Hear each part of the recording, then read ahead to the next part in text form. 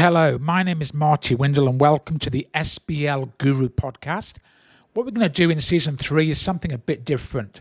I realize that students never read ACCA articles. They find it dull and boring to do so. So what I'm going to do in season 3 is something a bit different.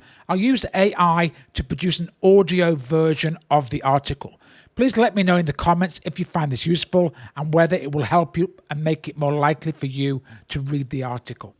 This article is about project management. Welcome to the deep dive. Right. Today, we're getting into something pretty fundamental in business projects. Right. You can think of them like journeys, maybe. They have a specific destination and outcome you're aiming for. But navigating them involves dealing with constraints, things like cost, schedule, performance targets. It can get tricky. Yeah, definitely. And accountants, well, really anyone in a company, they bump into projects all the time. Yeah, you might be steering the whole thing or just, contributing a piece, maybe offering some specialist advice. Exactly. So if you've ever sort of scratched your head wondering how a project actually gets off the ground or who's really responsible for what piece, then you're in the right place. Absolutely. To really get a handle on this, we need to look at the initial plans, the blueprints, if you will, and understand who the key players are. Okay. So our goal today is to walk through those really vital early stages. We're focusing on 2 key documents. First, the business case. That's the why. The justification. Precisely. And second, the project initiation document, the PID. That's more like the project's roadmap. Okay, let's dive into the business case first then. This feels like the absolute starting point. Why are we doing this project at all? It's not just having a neat idea, is it? No, not at all. You need a really solid, well-argued rationale. A robust business case is basically the foundation for any project that hopes to succeed. Right. It's not just saying, hey, let's do this, but really demonstrating why it's a worthwhile investment of time, money, people. Resources. Yeah, resources. And the first step is always understanding where you are right now, the current situation. Okay. That means taking a proper look, both inside the organization, at the external environment, to clearly identify the specific problem or opportunity the project aims to tackle. So, like in that manufacturing example we looked at, Yeah. Imagine a company facing a major supply chain problem for a critical component. Okay. If they can't get that part reliably, they might face production holdups, maybe they can't meet customer orders. Yeah. Which damages relationships. Big problem. Exactly. That's a clear pain point, a problem that needs a project to sort it out. Precisely. And once you've clearly defined that problem, the next logical thing is to explore potential solutions. What could we actually do about it? Right. Brainstorming options. Yeah. And the business case needs to lay out the different options considered. Crucially, it has to provide a compelling argument for why one specific approach was chosen over the others. Okay, so back to our manufacturer. They might have looked at, say, working closer with their current suppliers, or maybe finding totally new ones to spread the risk. Or maybe even bringing production in-house. Yeah, taking the plunge and making the component themselves. The business case would have to weigh those up. Explain why, let's say, bringing it in-house makes the most sense for them, considering their strategy, their capabilities, that sort of thing. Which brings us neatly to feasibility. Is it actually doable? Good point. Looks good on paper, but can we pull it off? Exactly. If our manufacturer decides, okay, we're making it ourselves, they need a realistic assessment. Do we have the physical space, the right machinery? And the people. And the people, critically. Do we have staff with the right skills, not just for the project, setting it up, but for running it day to day afterwards? That's a big one. And then there's acceptability, right? This feels broader than just technical feasibility. It is. It's about the wider impact. How does this affect our workforce? What about our customers?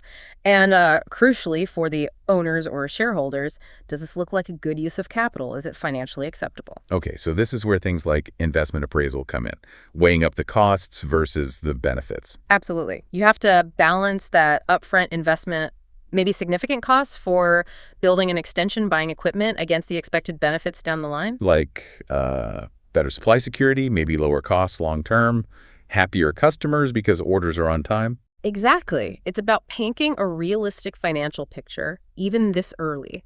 And something often missed here is the cost of not doing the project. Ah, right.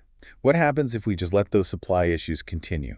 What are the potential losses? Putting that into the business case gives a much clearer view of the project's true value.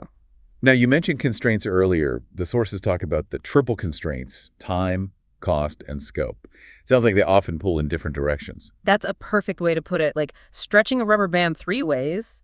Project managers are constantly juggling this. So if time is the absolute priority, like for a big sporting event with a fixed date, then you might have to accept a higher budget or maybe scale back what the event actually includes, the scope, just to hit that deadline. It's non-negotiable. and the other way around, maybe a public sector project, super tight budget. Right. If costs unexpectedly start to climb, the only lever they might have is to reduce the scope, build fewer community centers maybe, or cut back on features. And for a manufacturer, if the absolute must-have is the quality of that component, Then the project manager have to figure out how to deliver that top quality without, blowing the budget or delaying getting the product out to customers for too long. It's a constant balancing act. and how these are prioritized initially, the business case, really sets the direction, doesn't it? It absolutely does. It guides decision-making throughout.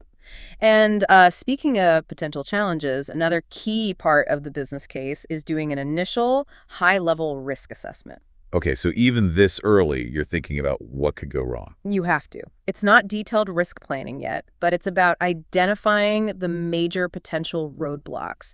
What are the big things that could stop us hitting our objectives? And thinking about how likely they are and how bad they might be, impact on time, cost, quality. Exactly. Just a first pass to understand the key vulnerabilities. It helps everyone see the potential pitfalls and starts to flag where mitigation strategies might be needed later on. Okay, so all of that thinking, the justification, the options, feasibility, constraints, risks, that all feeds into the next document.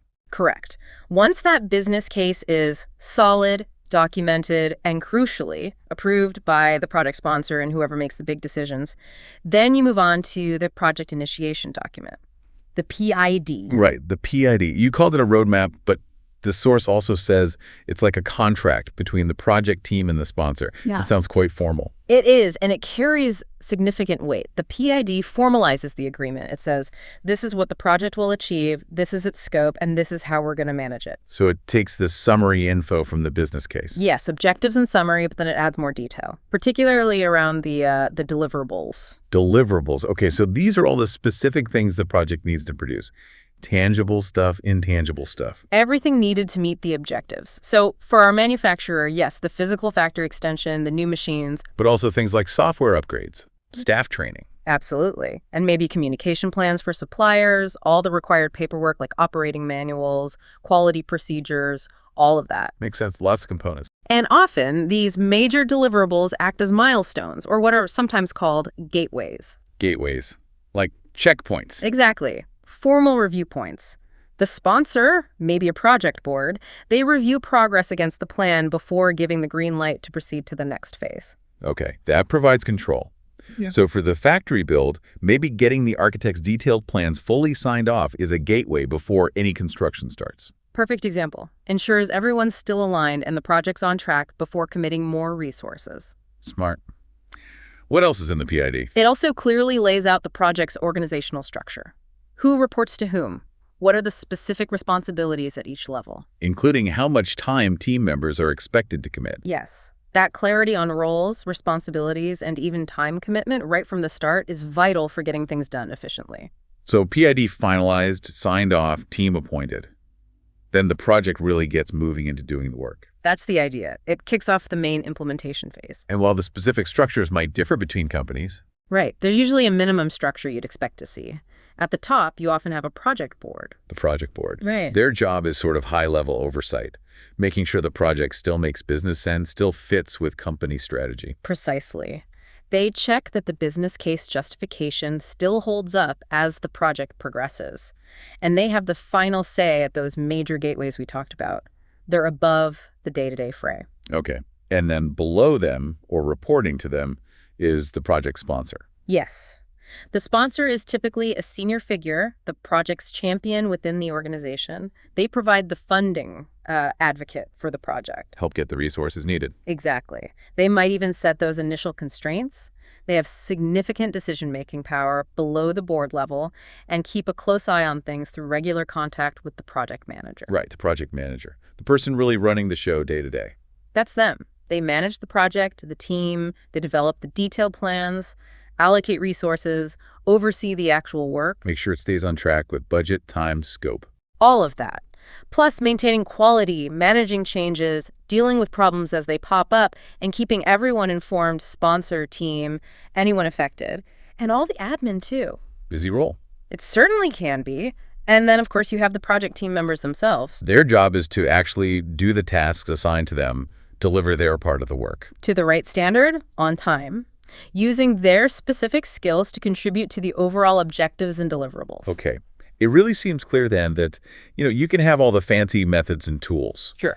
But if you don't have that solid business case up front and a clear PID, plus the right people in those sponsor and manager roles, then the project's starting on shaky ground. Those foundational elements, the documents and the key people, are absolutely critical for success. yeah, really understanding these documents and roles seems crucial for anyone involved in projects. Definitely. Whether you're, prepping for a project meeting, just trying to get your head around project management in your job, or even if you're just curious about how companies launch new initiatives, it gives you a valuable framework. So thinking about that balancing act, that tension between time, cost, and scope, what do you think is the one constraint that most often gets maybe underestimated or misunderstood right at the start in that initiation phase? That's a good question. And what are the knock-on effects when that happens? Something for you, the listener, to perhaps think about in your own experience or what you've seen. Thanks for taking this deep dive with us. I hope that was useful. Don't forget to like and subscribe to the podcast and visit season 1, which is all about applying the SBL theories in the examination. If you need more help with your exam, get in touch with me at www.sblguru.com, and there are all the courses there that I run to help people pass ACCA. Thanks very much for listening, and don't forget to comment and tell me how you found the podcast. Good luck in your exam.